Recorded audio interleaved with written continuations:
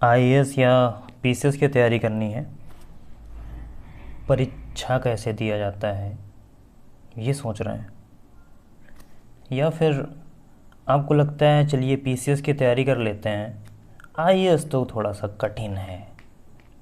और या फिर आप ये समझते हैं कि अगर इन दोनों परीक्षाओं को देना है तो इन परीक्षाओं के लिए कितना खर्च होगा, तो आपने खर्च के बारे में सोचा होगा और ये ज़्यादातर आपको ज़्यादा ही लगा होगा।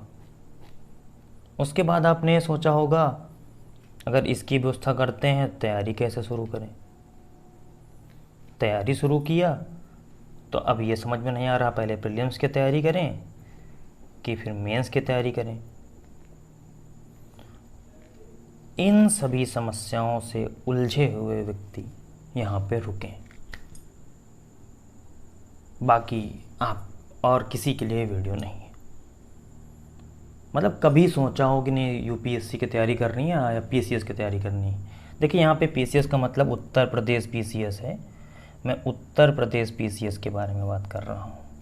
आप किसी और स्टेट के हों, चूँकि मैं ये वीडियो यूट्यूब में भी डालने वाला हूँ तो, या फिर फेसबुक में आप सुन रहे हैं, तो देखिए मैं सिर्फ आईएएस और पीसीएस की बात कर रहा हूँ, वो भी उत्तर प्रदेश पीसीएस।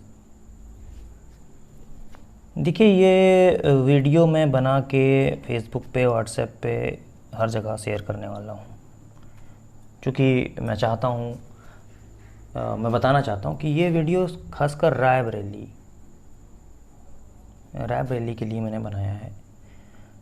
और मैं रायबरेली में शुरू क्या करूँगा, मतलब क्या हो सकता है इसमें पूरे पैकेज में क्या रहेगा। देखिए मैं 4 सब्जेक्ट पढ़ाऊँगा। सब्जेक्ट में देखिए पहले हिस्ट्री रहेगी, पॉलिटी रहेगी, जियोग्राफी रहेगी और इकोनॉमिक्स रहेगी। और अगर आप सोच रहे होंगे इन 4 सब्जेक्ट को पढ़ के हमको क्या होगा, तो मैं बता रहा हूँ कि देखिए इसके बाद आप प्रीलिम्स और मेंस दोनों की परीक्षा दे सकते हो। इसमें क्या जोड़ना पड़ेगा, देखिए इसमें आपको करंट अफेयर्स जोड़ना पड़ेगा, आपको करंट अफेयर्स पढ़ने ही होंगे। हालांकि इस यूट्यूब चैनल में बनाऊंगा एक, हालांकि बन भी चुका है, उस यूट्यूब चैनल में आपको इंटरनेशनल रिलेशन और इंटरनल सिक्योरिटी के बारे में कभी कभी या डेली आपको छोटे छोटे 5 से 10 मिनट के वीडियोस मिलते रहेंगे। तो ये जानकारी रायबरेली के लिए यहाँ तक हो गई। और हाँ, फ़ीस क्या रहेगी, देखिए फ़ीस मैं रखूँगा बहुत कम, मतलब इतनी कम कि आप आराम से दे सकते हैं। और मैक्सिमम बच्चे, देखिए इतने बच्चे नहीं रखूँगा कि भीड़ हो जाएगी, लेकिन हाँ मैं रखूँगा। क्लास की रूपरेखा 2 घंटे की होगी। रूपरेखा का मतलब निरंतर मैं एक क्लास लेता ही रहूँगा, नित्य प्रतिदिन। आप जितनी क्लासेस मैं लूँगा उन सभी क्लास में आपको रनिंग नोट्स इत्यादि प्रोवाइड नहीं कराए जाएंगे, आपको करने पड़ेंगे। मैं पढ़ाऊँगा, आपको नोट्स बनाने हैं, प्रश्नों की व्याख्या कर देंगे कैसे, उसके तरीके वो मैं प्रॉपर क्लास में और चीज़ें डिस्कस करूँगा। ठीक है, देखिए मैं फ़िलहाल और जो लोग आए हैं तो उनके लिए मैं आईएएस और पीसीएस की परीक्षा के बारे में जो थोड़ा सा कन्फ्यूज़न है उत्तर प्रदेश पीसीएस तैयारी करने वाले और आईएएस की, मैं तो कुछ क्लियर करना चाहता हूँ जो मेरी अभी तक अंडरस्टैंडिंग है। देखिए आईएएस और पीसीएस की तैयारी आप कर रही हैं तो आप ये दोनों तैयारियों को अलग ना मानिए। देखिए ऑप्शनल यानी कि जो वैकल्पिक विषय का एक अगर जो प्रक्रिया होती है, अगर आप वो छोड़ दें और वैकल्पिक विषय जैसे हिंदी साहित्य में बहुत सी चीज़ें मिलती हैं तो वो भी एक मामला है। वैकल्पिक विषय की अगर कोई तैयारी करना चाहेगा तो वो तो फिर वो भी मैं करा दूँगा, और अगर कोई चाहे तो मैं 2 महीने बाद शुरू कर सकता हूँ वैकल्पिक विषय की भी। देखिए वैकल्पिक विषय लगभग सेम है, पीसीएस और यूपीएससी में ज़्यादा अंतर नहीं है। 1-2 किताबें पढ़, 2-3 किताबें मान के चलिए पढ़ना है बस, डिफरेंट और कुछ नहीं। देखिए पीसीएस और आईएएस की परीक्षा अगर आप देने जा रहे हैं तो ये समझिए कि परीक्षा होती कैसे है। देखिए परीक्षा में 3 चरण होते हैं, प्रीलिम्स होता है, मेंस यानी मेंस को तो मुख्य परीक्षा भी कहते हैं, और साक्षात्कार। तो आपकी जो प्रीलिम्स वाली जो परीक्षा होती है उसमें एक होता है जीएस का पेपर, एक होता है सी सेट का पेपर। सी सेट वाले पेपर में बस आपको पासिंग मार्क्स लाने होते हैं।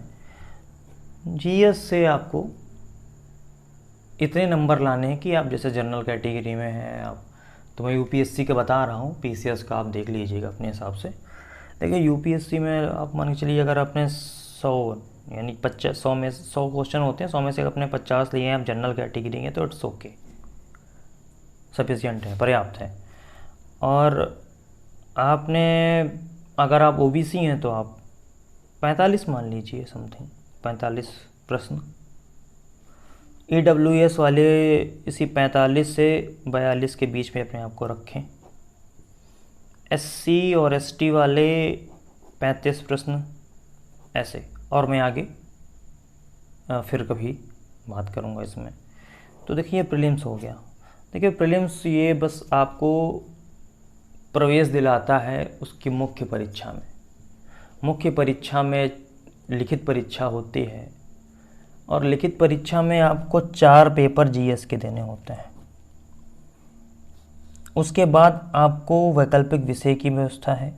हिंदी और इंग्लिश का भी ऐसे ही एक पास करने वाला पेपर होता है, वो उतना रिलेवेंट मैं अभी उसको मैं नहीं मानता। अभी पहले तो मेन ये है कि जो 4 पेपर हैं इनमें से इनकी जो मेन बेस इनका क्या है।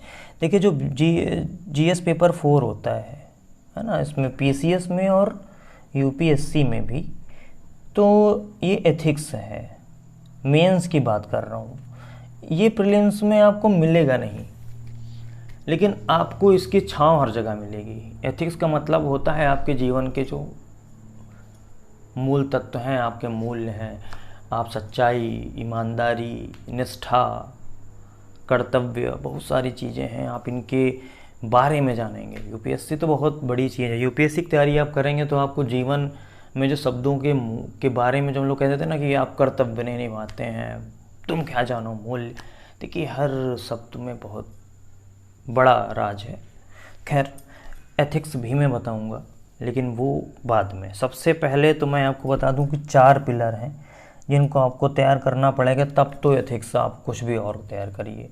देखिए हिस्ट्री हो गया, पॉलिटी हो गया, ज्योग्राफी हो गया और इकोनॉमिक्स हो गया। और मैं इन 4 सब्जेक्टों को सबसे पहले आपको बताऊंगा, और इन चारों को बता दूंगा तो आपको प्रीलिम्स और मेंस की तैयारी एक साथ हो गई। और प्रीलिम्स और मेंस की तैयारी एक साथ हो गई तो क्या आपको लगता है नहीं इसके अलावा और कुछ नहीं पढ़ना? बहुत कुछ पढ़ना है, लेकिन अब आपको पता ही नहीं ना कि किधर हमको जाना है, रास्ता ही नहीं पता आपको, और आप चले जा रहे हो भागते हुए।